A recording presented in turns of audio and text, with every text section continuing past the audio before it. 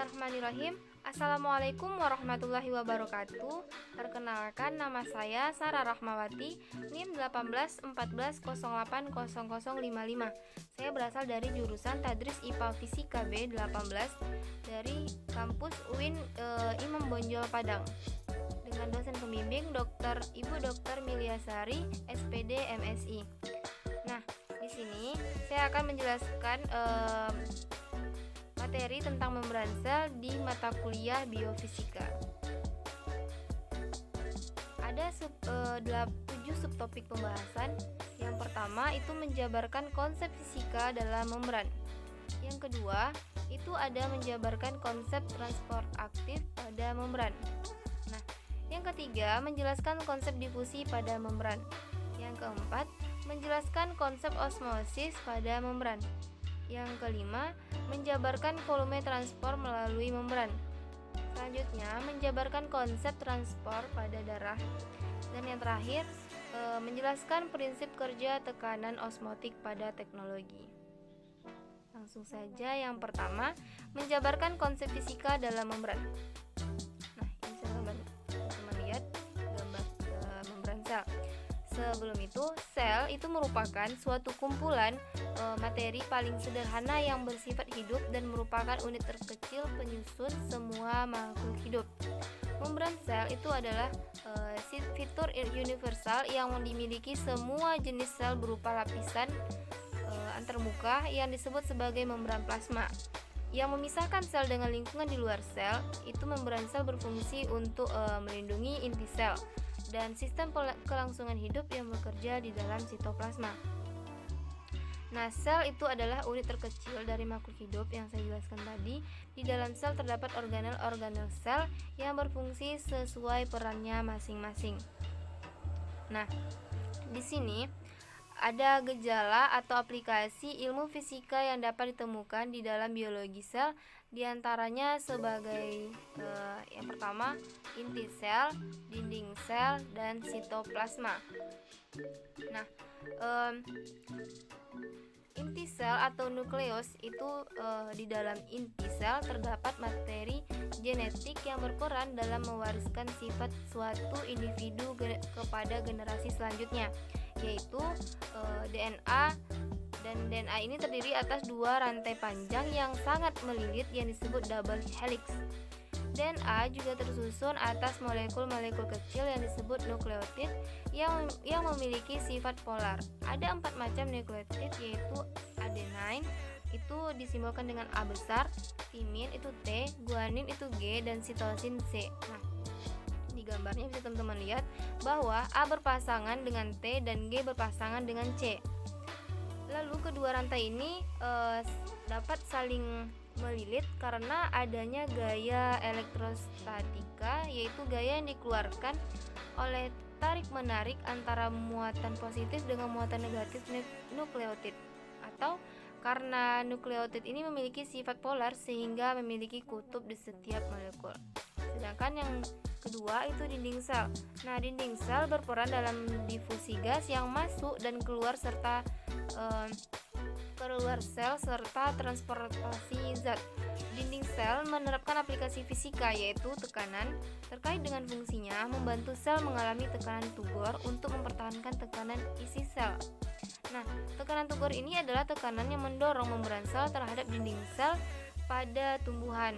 Tekanan Tugor disebabkan oleh timbulnya aliran osmosis air dari bagian dan dengan konsentrasi terlarut rendah ataupun hipotonik yang di luar sel ke dalam vakuola sel yang memiliki konsentrasi terlarut lebih tinggi. Dan yang ketiga itu ada sitoplasma. Nah, sitoplasma ini adalah cairan yang terdapat di dalam sel, di mana sitoplasma terdapat banyak organel sel seperti retikulum endoplasma, mitokondria, ribosom, badan Golgi, vakuola, lisosom, dan plastid. Nah, plastid ini adalah organel sel yang mengandung klorofil, yaitu zat atau pigmen yang menyebabkan daun berwarna hijau. Dan dalam sudut pandang fisika, warna hijau pada daun dapat dijelaskan seperti cahaya matahari atau cahaya tampak.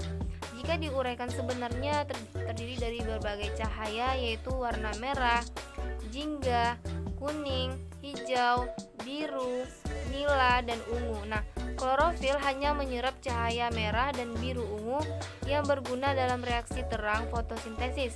Sedangkan cahaya kuning dan hijau dipantulkan kembali. Nah, itulah mengapa daun berwarna hijau. Nah, selanjutnya itu fungsi membran sel. Fungsi membran sel. Fungsi membran sel ada beberapa. Yang pertama itu menyokong struktur sel, di mana fungsi utama membran sel itu adalah sebagai penyokong terluar dari struktur sel. Adanya membran sel mencegah supaya bentuk sel tidak berubah. Selain itu, fungsi penyokong membran sel berfungsi untuk menjaga isi atau bagian dalam sel tidak keluar sel. Yang kedua, tempat melekat sitoskeleton. Sitoskeleton ini merupakan rangka dari suatu sel. Nah, oleh karena itulah keberadaan membran sel berfungsi sebagai tempat melekatnya sitoskeleton. Lalu, fungsi yang ketiga itu pelindung sel. Sebagaimana fungsi sebagai pelindung sel ini, membran sel menyeleksi setiap nyawa yang boleh masuk dan keluar sel. Membran sel memperbolehkan senyawa keluar masuk sel, diantaranya seperti oksigen dan air. Lalu fungsi yang keempat, komunikasi sel. Nah, dalam membran sel terdapat reseptor protein yang mengikat berbagai senyawa-senyawa dalam tubuh. Lalu reseptor ini memberikan sinyal kepada sel untuk memasukkan senyawa-senyawa tersebut masuk ke dalam organ sel. Nah, hal ini bersesuaian dengan proses produksi senyawa protein tertentu. Lalu fungsi yang kelima itu berperan dalam perkembangan sel. Membran sel juga berfungsi untuk mengatur perkembangan sel melalui proses endositosis dan eksositosis. Nah, proses endositosis ini memasukkan senyawa untuk pertumbuhan sel ke dalam sel, sedangkan proses eksositosis itu mengeluarkan senyawa yang berlebih atau tidak digunakan lagi keluar sel. Nah, selanjutnya struktur membran sel. Itu ada pertama lapisan ganda fosfolipid. Dalam membran sel terdapat bagian kepala polar hidrofilik dengan daya ikat gliserofosfoliper yang terdiri atas fosfat gliserol dan gugus tambahan seperti kolina, serina, dan dua rantai hidrofobik asam lemak yang membentuk sebuah ikatan ester. Nah, sifat dan penamaan fosfolipid ini bersesuaian dengan jenis gugus tambahan yang dimiliki. Di antaranya itu ada fosfokolina atau PC, terus fosfoetanolamina itu PE, terus fosfoserina itu PS, dan sedangkan fosfoinositol itu PI. Nah, struktur kedua itu protein integral membran. Pada protein integral membran ini terdapat domain membentang di bagian luar sel dan di sitoplasma. Protein integral dalam membran sel memiliki fungsi untuk memasukkan zat-zat dengan ukuran yang lebih besar. Lalu struktur yang ketiga itu protein transmembran. Protein ini terletak dan terintegrasi pada lapisan lipid dan menembus dua lapisan lipid atau transmembran. Sifat yang dibawa oleh protein ini yaitu amfipatik. Terdapat sekuen helix protein hidrofobik menembus lapisan lipida dan untaian asam amino hidrofilik. Dari beberapa protein tersebut merupakan glikoprotein yaitu gugus gula pada daerah luar sel. Lalu struktur yang keempat itu ada kerangka membran. Nah, pada umumnya kerangka membran ini disebut juga sebagai sitoskeleton. Kerangka membran memiliki 3 macam jenis, yaitu mikrotubulus, mikrofilamen, filamen intermediate. Nah, selanjutnya sifat membran sel. Ditinjau dari sisi sifat, membran sel mempunyai sifat yang dinamis dan asimetris. Yang pertama, memiliki sifat dinamis karena terdapat struktur seperti air. Hal ini memungkinkan molekul lipid dan protein untuk bergerak. Lalu mempunyai sifat asimetris karena komposisi protein dan lipid di bagian luar tak sama dengan komposisi protein dan lipid ini di bagian dalam sel. Sedangkan berdasarkan kemampuan, sifat membran sel ini terbagi menjadi 3 jenis. Yang pertama, itu ada impermeable, yaitu sifat membran sel yang tak mengizinkan zat apapun di luar sel untuk masuk ke dalam sel. Yang kedua, itu ada permeabel. Ini merupakan sifat di mana semua zat bisa melewati membran sel untuk masuk ke dalam sel. Biasanya sifat ini dimiliki membran sel yang rusak atau hampir mati hingga sel tak dapat bertahan hidup. Nah, yang ketiga itu semi-permeabel. Nah, semi-permeabel ini ialah suatu keadaan di mana hanya zat-zat tertentu yang dibutuhkan sel yang bisa masuk ke dalam sel. Biasanya membran sel normal mempunyai sifat semi-permeabel. Lalu selanjutnya ke subtopik yang kedua, yaitu menjabarkan konsep transport aktif pada membran. Ini gambarnya bisa teman-teman lihat. Transport aktif ini merupakan pergerakan atau pemindahan yang menggunakan energi untuk mengeluarkan dan memasukkan ion-ion dan molekul melalui membran sel yang bersifat permeabel dengan tujuan memelihara keseimbangan molekul kecil di dalam sel. Definisi lain dari transport aktif ini yaitu jenis transfer membran sel yang memerlukan energi dalam menjalankan aktivitasnya. Energi yang dipakai dalam transfer aktif sel yaitu ATP atau adenosin trifosfat. Nah, ATP itu adalah energi kimia tinggi yang diperoleh dari proses respirasi sel. Sel utama transfer aktif yaitu melawan gradien konsentrasi. Maksudnya di transfer aktif itu akan terjadi pemompaan yang memaksa zat untuk melalui membran dengan melawan gradien konsentrasinya. Suatu transfer aktif bisa berhenti apabila sel diinginkan mengalami keracunan atau kehabisan energi. Nah, lalu fungsi dan contoh transfer aktif. Fungsi transfer aktif ini ialah sebagai pemelihara keseimbangan di dalam sel. Contoh transfer aktif ini yaitu transfer aktif yang berlangsung di sitoplasma sel darah merah manusia. Sitoplasma sel darah merah manusia pada umumnya mempunyai kadar ion kalium 30 kali lebih besar daripada plasma. Mekanisme transfer aktif ini adalah hanya sebagian kecil luas membran plasma terbenam ke dalam membran kantong. Setelah kantong semakin dalam, kantong tersebut terjepit membentuk vesikula yang isinya materi yang didapat dari luar selnya. Endositosis diperlukan untuk berbagai macam fungsi yang krusial pada sel. Kenapa? Karena endositosis dapat meregulasi berbagai macam proses sepertinya pengambilan nutrisi, adesi dan migrasi sel, reseptor sinyal, masuknya patogen, neurotransmisi, presentasi antigen, polaritas sel, mitosis, pertumbuhan dan diferensiasi dan masuknya obat. Lalu ada juga jenis-jenis endositosis. Teman-teman lihat. Sebelum lanjut, ada juga jenis-jenis endositosis. Yang pertama itu fagositosis atau pemakan seluler.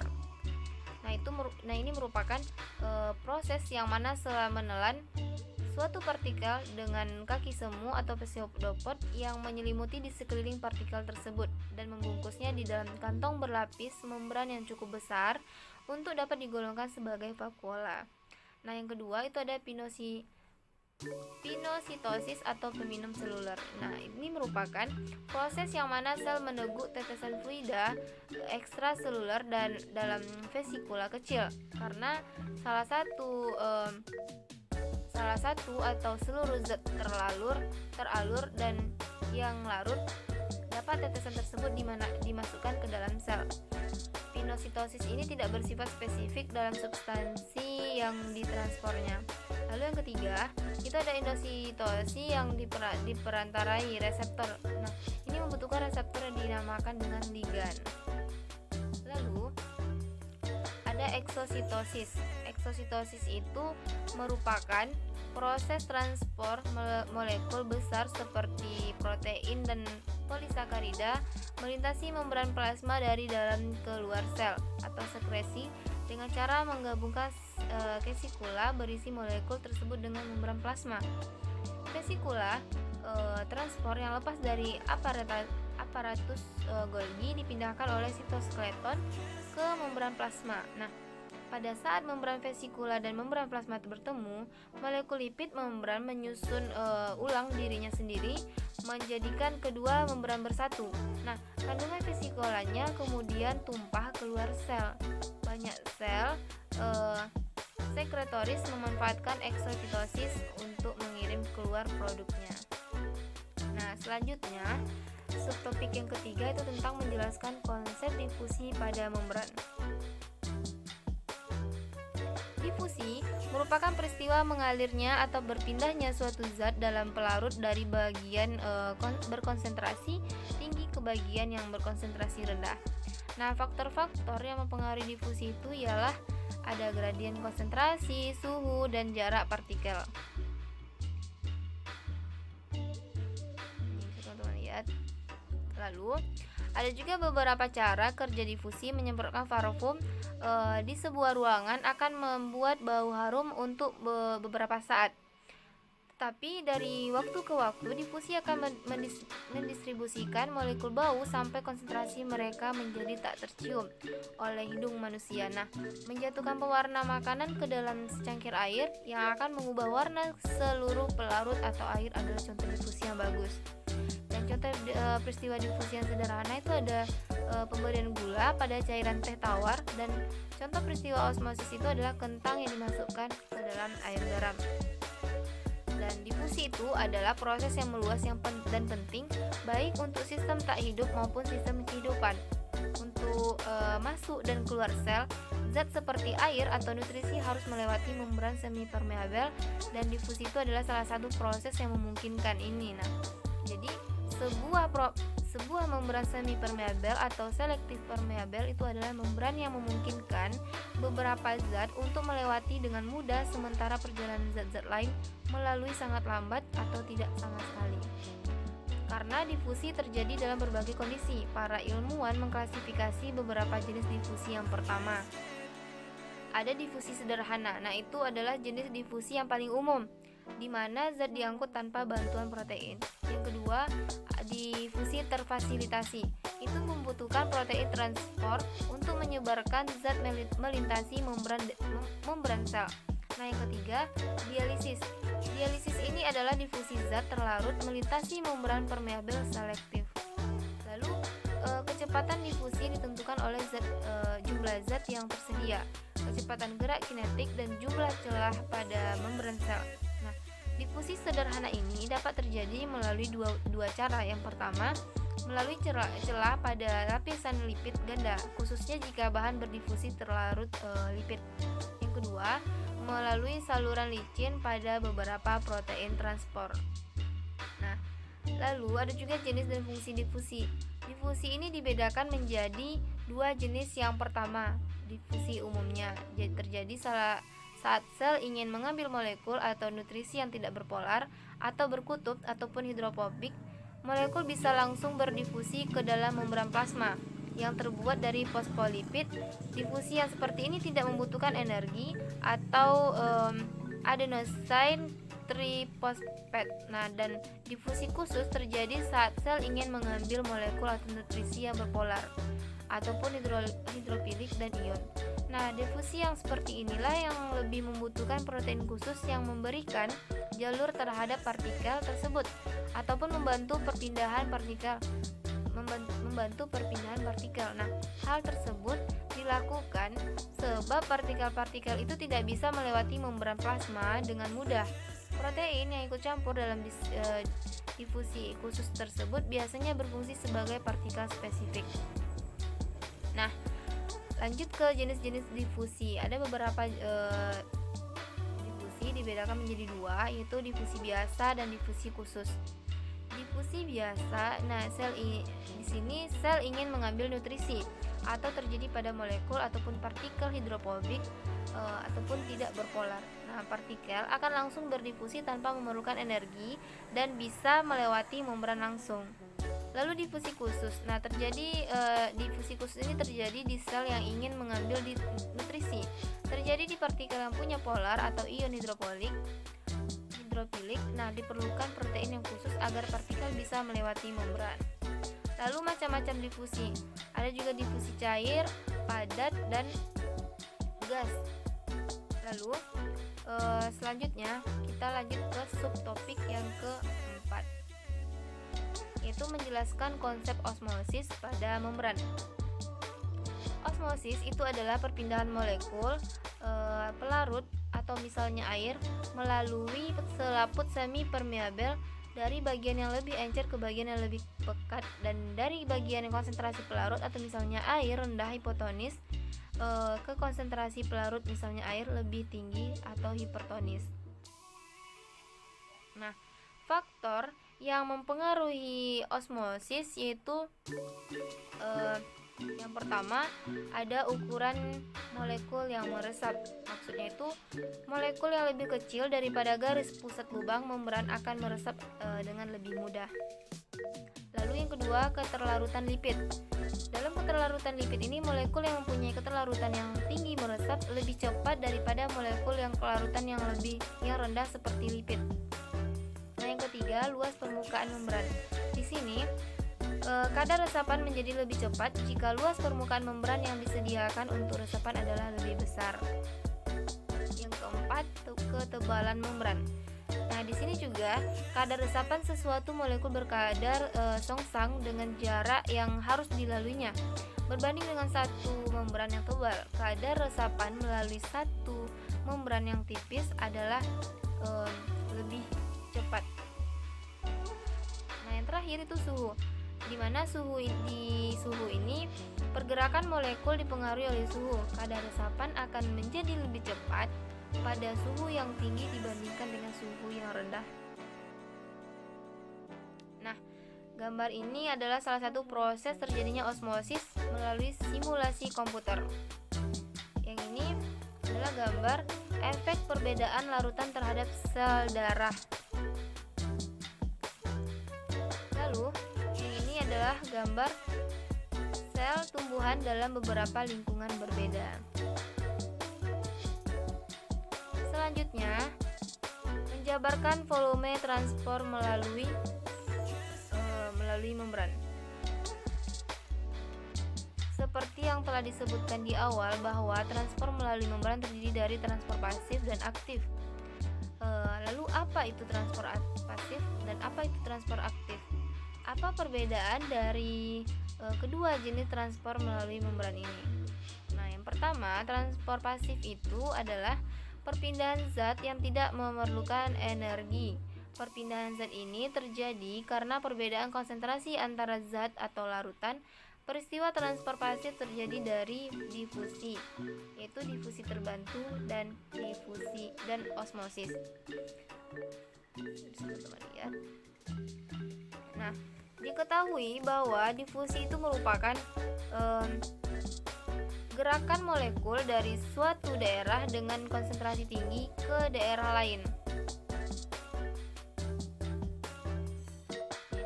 Jadi dengan konsentrasi yang lebih rendah, gerakan pada peristiwa difusi disebabkan oleh energi kinetik molekul-molekul tersebut. Hasil akhir dari peristiwa difusi ini adalah tercapainya tahap keseimbangan. Nah, kecepatan difusi ini melalui membran sel tergantung pada perbedaan konsentrasi, ukuran molekul, muatan, daya larut partikel-partikel dalam lipid, dan suhu. Contoh peristiwa difusi itu yang pertama ada setetes tinta akan menyebar ke seluruh air di dalam gelas. Lalu bau wangi setetes parfum akan menyebar ke seluruh ruangan. 1 sendok garam atau gula akan menyebar ke seluruh air di dalam gelas.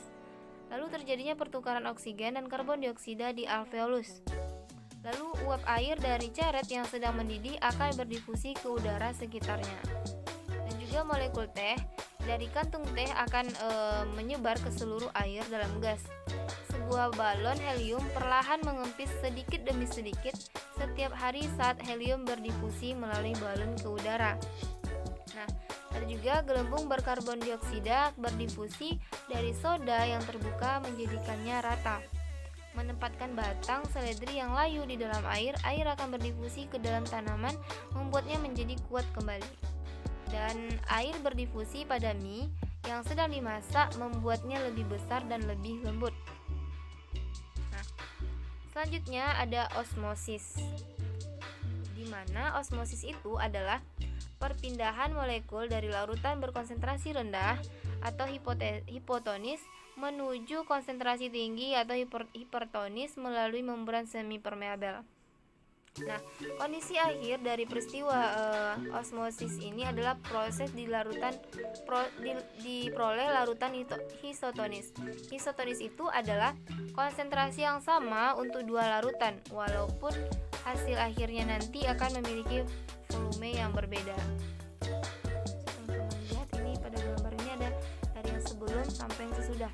Nah, perhatikan gambar yang di sebelah kiri ini, bahwa diketahui bahwa larutan pada bagian X merupakan hipotonik, sedangkan yang Y itu hipertonis. Nah, kondisi tersebut akan membuat larutan X berkurang dan menuju ke Y melalui M atau membran semi permeabel. Terdapat beberapa faktor yang mempengaruhi osmosis. Yang pertama itu ada ukuran molekul. Sudah dijelaskan tadi bahwa semakin kecil ukuran molekul maka semakin cepat melewati membran sel. Yang kedua itu luas permukaan. Jika luas permukaan membran sel semakin luas, maka semakin besar proses atau daya serap membran sel tersebut. Yang ketiga, ketebalan membran. Membran yang tipis akan lebih memudahkan proses perpindahan larutan sehingga osmosis jauh lebih cepat. Yang keempat, tingkat larutan. Tingkat larutan ini molekul dengan tingkat kelarutan lebih tinggi akan jauh lebih mudah untuk berpindah dibanding molekul yang tingkat kelarutannya rendah. Lalu yang kelima, suhu. Semakin tinggi suhu maka proses penyerapan zat akan semakin cepat. Contoh peristiwa osmosis terjadi pada proses pemasangan infus pada pasien, lalu penyerapan air dan unsur hara dari dalam tanah oleh rambut akar, pemberian garam pada sayur dan buah sehingga sayur dan buah menjadi lemas atau layu, dan mengerutkannya sel darah merah yang dimasukkan ke dalam larutan hipertonis. Nah, selanjutnya endositosis, di mana endositosis ini merupakan peristiwa pembentukan kantong membran sel. Endositosis terjadi karena ada transfer larutan atau partikel ke dalam sel. Nah, pada endositosis ini makromolekul dikelilingi oleh membran plasma yang membentuk vesikula. Kemudian vesikula tersebut masuk ke dalam sel. Lalu endositosis ini terdiri dari tiga, yaitu fagositosis, pinositosis, dan endositosis yang diperantarai oleh reseptor. Di mana fagositosis itu yang pertama bisa teman-teman lihat pada gambar pertama, itu peristiwa terjadi pada saat sel menelan partikel padat dengan pseudopodia. Selanjutnya partikel dibungkus di dalam kantong membran yang besar. Nah, peristiwa fagositosis ini terjadi pada benda padat yang ukurannya lebih besar. Pengamatan fagositosis ini dapat dilakukan pada amoeba menggunakan mikroskop. Lalu, yang di tengah-tengah itu ada pinositosis. Nah, pada pinositosis ini merupakan peristiwa masuknya sejumlah kecil medium kultur dengan membentuk lekukan-lekukan membran sel. Peristiwa pinositosis ini terjadi bila konsentrasi protein dan ion tertentu pada medium sekeliling sel sesuai dengan konsentrasi di dalam sel. Proses pinositosis dapat diamati dengan mikroskop elektron. Beberapa sel yang melakukan proses pinositosis ini antara lain terdapat pada sel darah putih, epitel usus, dan makrofag hati. Lalu, yang terakhir ada endositosis yang diperantarai oleh reseptor. Ini di sini terjadi ketika fluida ekstraseluler yang terikat pada reseptor spesifik yang berkumpul pada lubang yang dilapisi protein pada membran plasma. Selanjutnya akan membentuk vesikula. Nah, transport ini bertujuan untuk memperoleh substansi spesifik dalam jumlah besar. Contoh peristiwa endositosis ini yang diperantarai reseptor terdapat pada penyerapan kolesterol untuk sintesis membran dan prekursor sintesis steroid lainnya.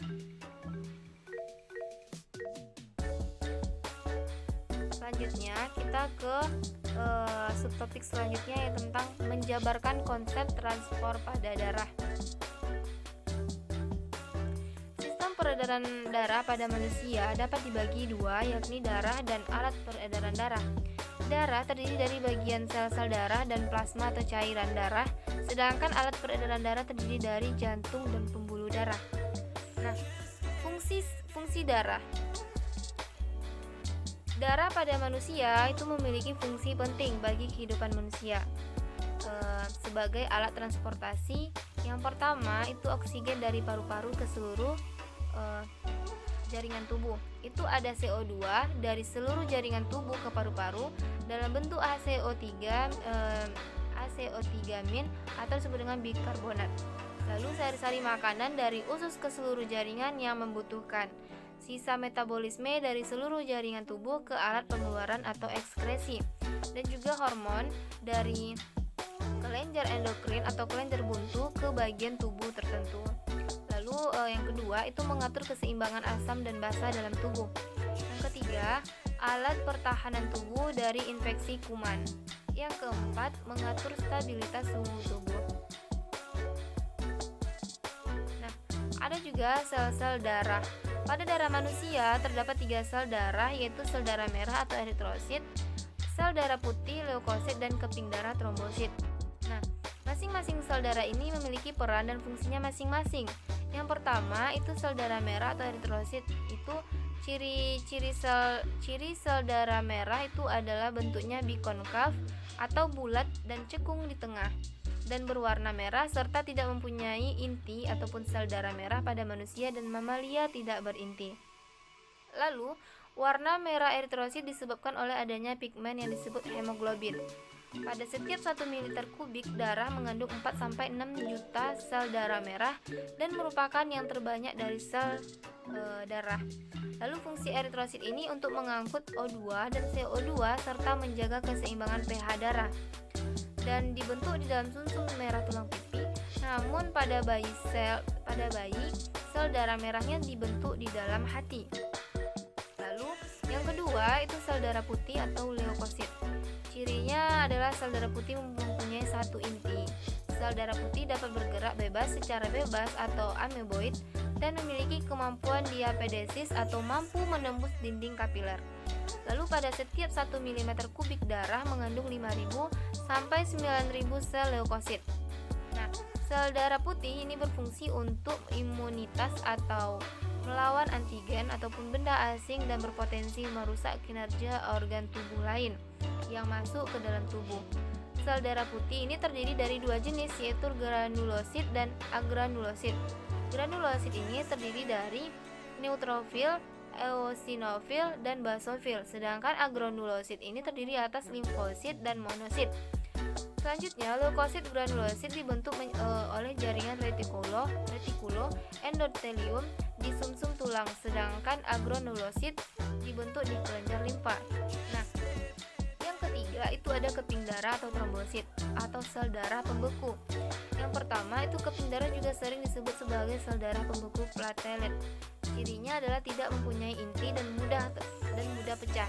Pada setiap 1 mm kubik darah pada orang dewasa mengandung 250.000 sampai 400.000 trombosit.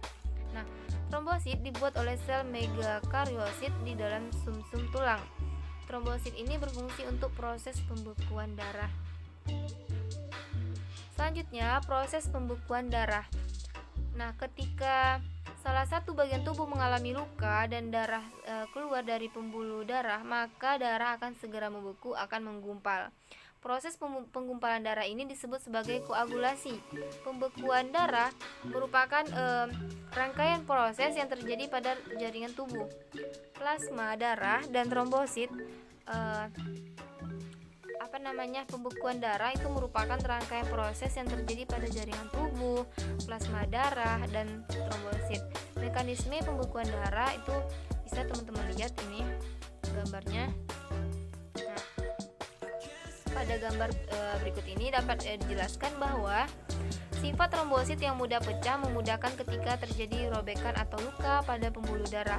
Ketika trombosit pecah, maka akan menghasilkan tromboplastin atau trombokinase dengan bantuan Ca+ dan vitamin K.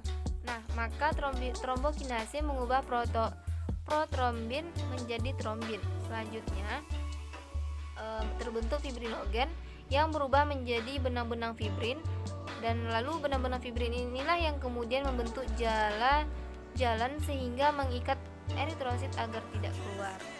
Nah, dari ini bahwa kehilangan banyak darah dapat sangat mengganggu proses transportasi dalam tubuh manusia. Maka meski demikian, terkadang untuk keperluan tertentu pembekuan darah ini perlu untuk dihindari. Misalnya, pada proses pengambilan darah dari donor.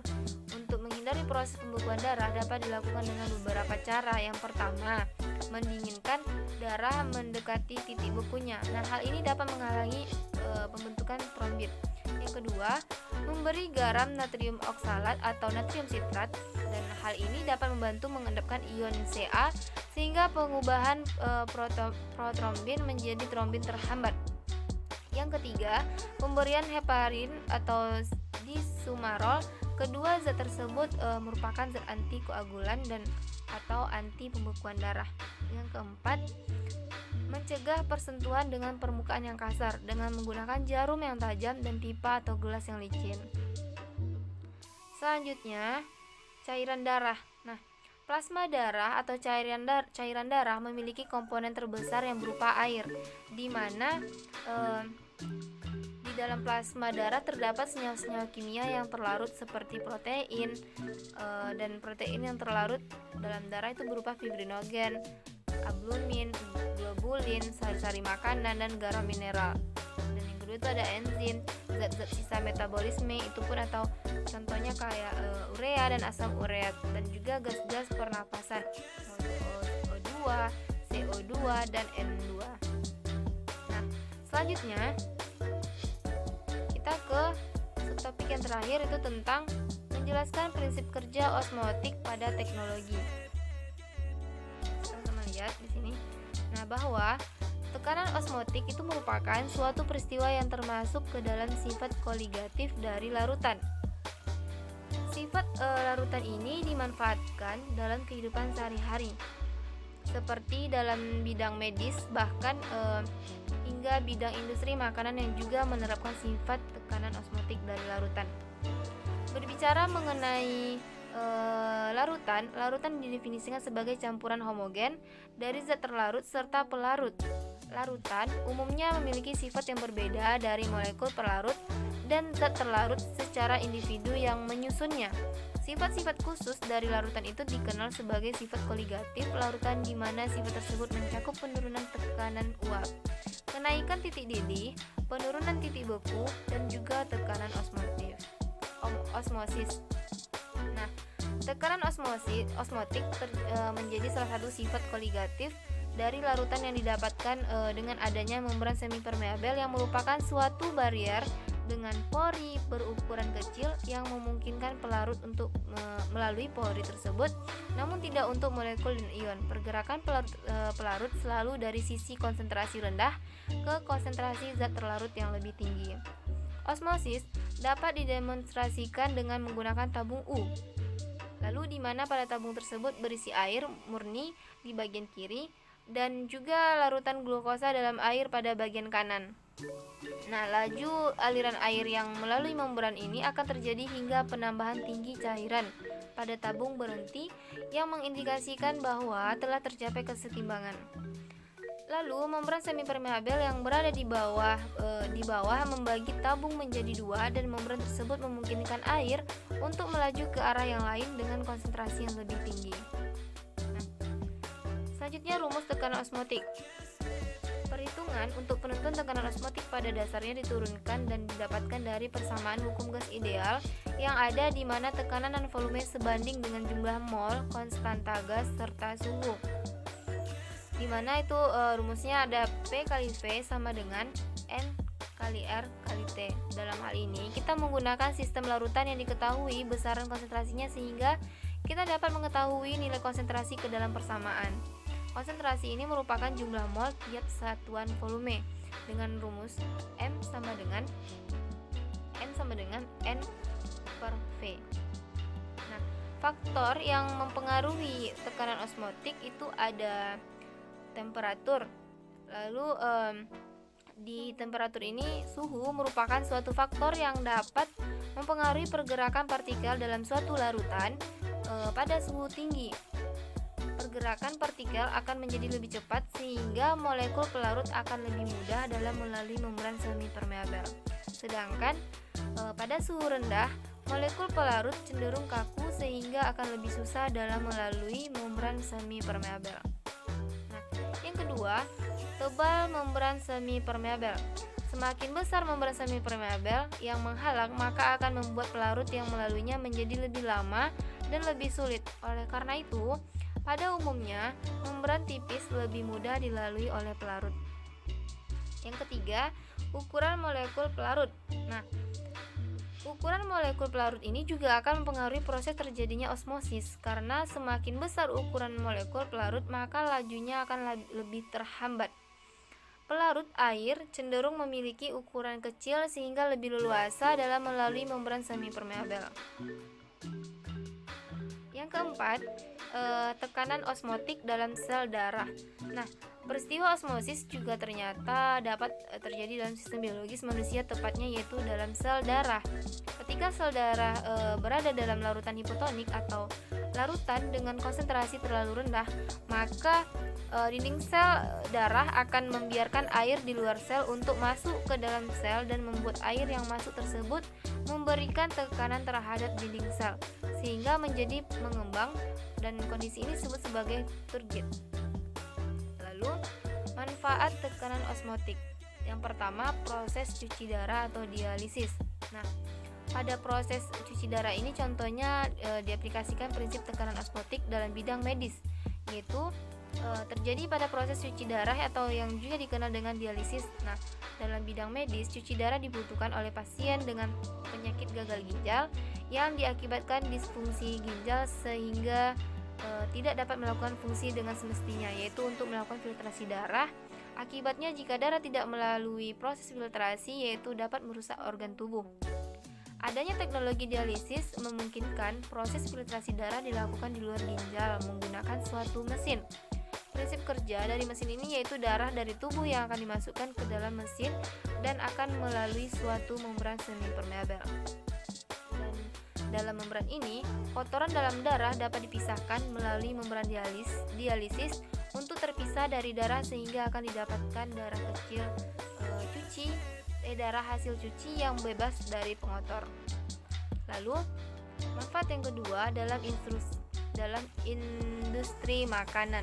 Nah, selain bidang medis, prinsip tekanan osmotik juga digunakan dalam industri makanan, terutama yaitu untuk proses pengawetan makanan.